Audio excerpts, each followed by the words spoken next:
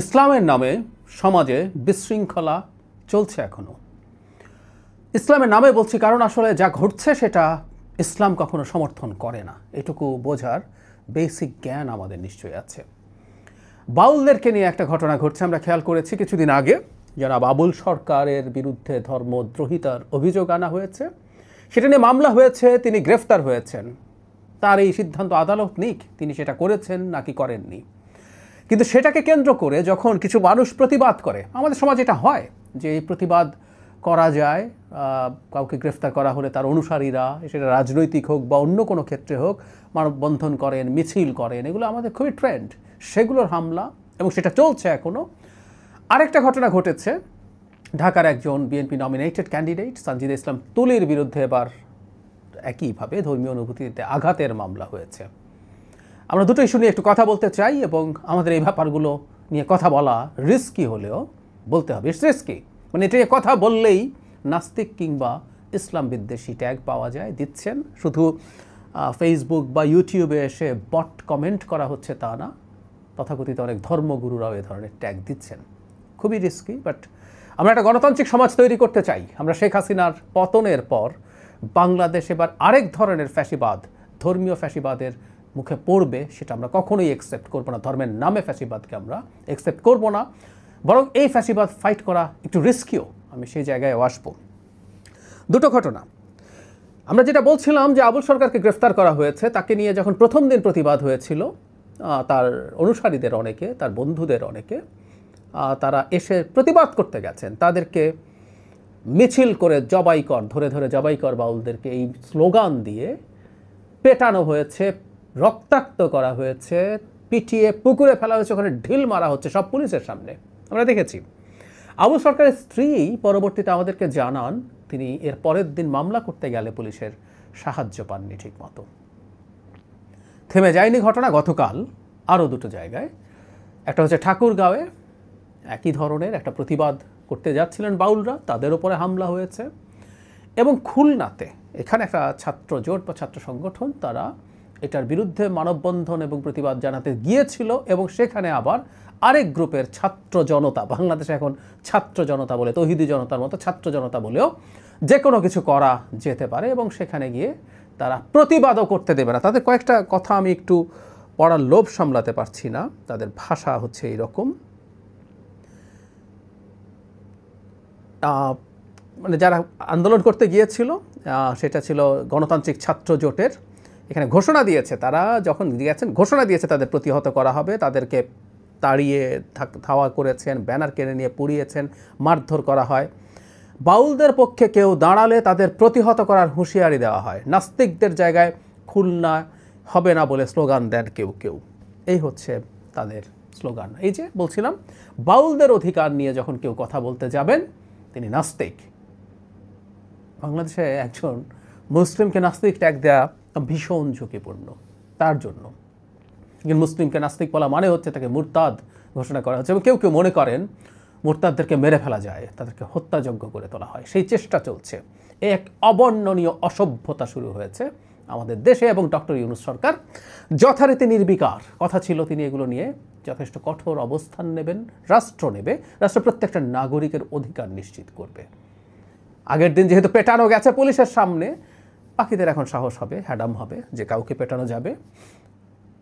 আমি কথা বলছি, আমাকে রাস্তা ধরে পিছিয়ে দেওয়া যেতেই পারে, এবং সে আহ্বানও হয়তো কেউ কেউ জানাবেন কখনো, এবং ডক্টর ইউনূস সরকার কিছু করবেন না।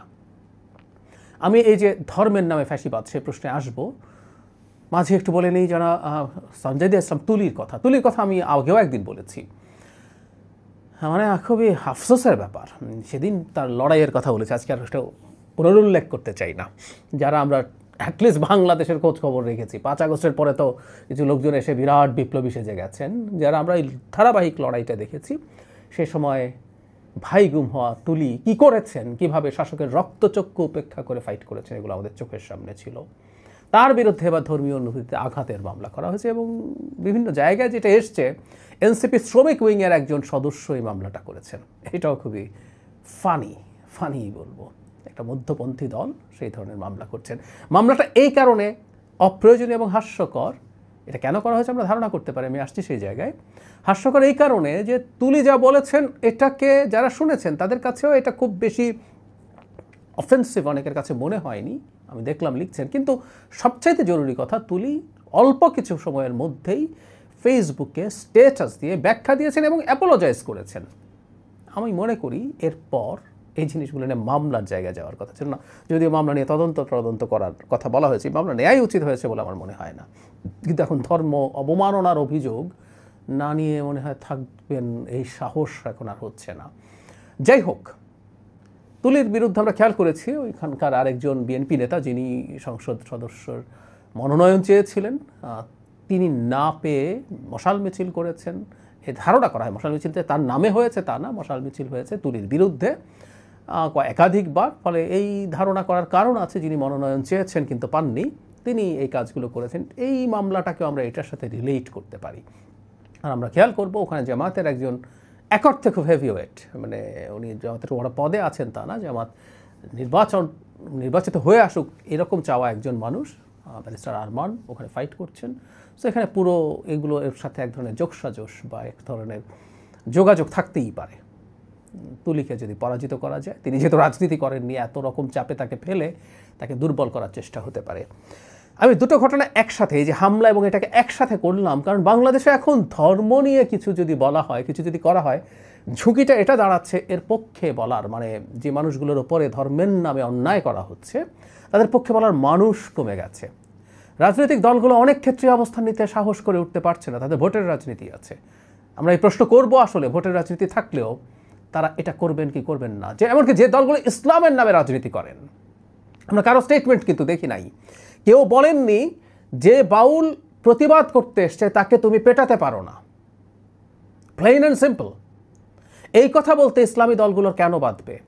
আমি আবারও বলছি, আবুল সরকারের বক্তব্য নিয়ে যদি অভিযোগ থাকে তারা তার বিচার চাওয়ার ইত্যাদি বিবৃতি তারা দিতে পারেন, কিন্তু এই হামলার ব্যাপারে কেন এমনকি ইসলামী দলগুলো প্রতিবাদ জানাচ্ছে না? আমরা বিএনপিকে দেখেছি, বিএনপি মহাসচিব এটা নিয়ে প্রতিবাদ জানিয়েছেন, কথা বলেছেন, হুইচ ইজ রাইট, আর অন্য দলগুলো বলছে না। একটা কথা মনে রাখবো, হাসিনার ফ্যাসিবাদকে ফাইট করা সহজ ছিল এক অর্থে, আমরা মন খুলে বলতে পেরেছি, দ্ব্যর্থহীন ভাষায় বলতে পেরেছি। কিন্তু যখন একটা ফ্যাসিবাদী মানসিকতা দেখা যায় ইসলামের নামে, তখন এই ঝুঁকি থাকে, ঝুঁকি না বিপদ তৈরি হয়, যে যে কেউ ট্যাগ করে নাস্তিক বানিয়ে দেবে, যে কেউ ট্যাগ করে ইসলাম বিদ্বেষী বানিয়ে দেবে, এবং এই ঝুঁকি অনেকে নিতে চাইছেন না। এটা সত্যিকার অর্থেই খুব বড় ঝুঁকিপূর্ণ ব্যাপার হয়ে দাঁড়িয়েছে বাংলাদেশে। আমরা এই বাংলাদেশে একটা বড় অ্যালার্মিং সাইন দেখতে পাচ্ছি, এবং এই অ্যালার্মিং সাইনটা এখানে শেষ হয়ে গেছে তা না, এখানে শেষ হয়ে গেছে তা না। বোতল থেকে জিন বের করে ফেলা হয়েছে, জিন বেরিয়ে গেছে হয়তো, সম্ভবত। ফলে সামনে কি হবে এটাও আসলে একটা খুব গুরুত্বপূর্ণ প্রশ্ন হিসেবে আমাদের সামনে হাজির হচ্ছে।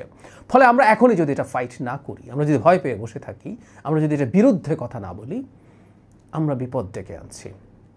আজকে তুলির বিরুদ্ধে মামলা হয়েছে, একসময় জামাতের বিরুদ্ধে একই ধরনের মামলা হয়েছে।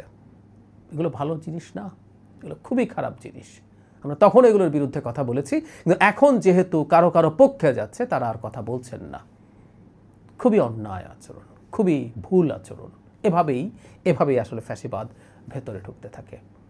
শেখ হাসিনার পর আরেকটা পাল্টা ফ্যাসিবাদ বাংলাদেশে মাথাচাড়া দিতে পারে, ঝুঁকি আমাদের মধ্যে ছিল। কারণ একটা দীর্ঘ ফ্যাসিবাদী এবং একটা সময় এসে মাফিয়া সরকার যখন ক্ষমতায় থাকে, তখন আমাদের গণতান্ত্রিক মানসিকতা, মূল্যবোধ, ওগুলো নষ্ট হয়। আমরা আমাদের অজান্তেই খানিকটা ফ্যাসিবাদী হয়ে উঠি, বা অনেক ফ্যাসিবাদী হয়ে উঠি। আমরা শেখ হাসিনাকে সরাতে চাই আসলে তার জায়গায় আমার ফ্যাসিবাদী মানসিকতাটাকে অ্যাস্টাবলিশ করার জন্য। সেটারই বহিঃপ্রকাশ দেখছি। খুবই ভয়ঙ্কর ব্যাপার। আমরা চুপ থাকছি, এটা তার চাইতেও ভয়ঙ্কর ব্যাপার।